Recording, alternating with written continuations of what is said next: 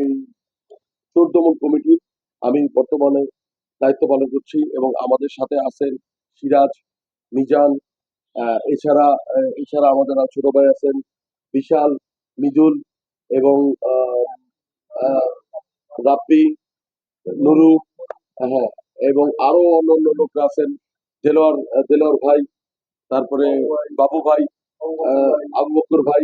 আমরা সবাই মিলে আমরা ইনশাল্লাহ চেষ্টা করব ঢাকা শহরে চোর যত আছে, কারণ চোরগুলা অবশ্যই অবশ্যই যারা চুরি করে বিভিন্ন গ্যারেজে গাড়িগুলোতে, আমরা চাইবো যে আপনারা কেউ এই গাড়িগুলা ক্রয় করবেন না। যদি ক্রয় না করেন তাহলে দেখা যাবে একটা সময় দেখা যাবে চুরিটা দমন হয়ে যাবে, কেউ কিনতে চাইবে না, তখন এটাই হবে। আর যদি কেউ চোরাই গাড়ি কিনেন তাহলে আমরা আপনাদেরকে আবারও সতর্ক করে বলছি, আমরা ধরে নেব ওই গ্যারেজে সমস্ত গাড়ি চোরাই ভাবে আসছে।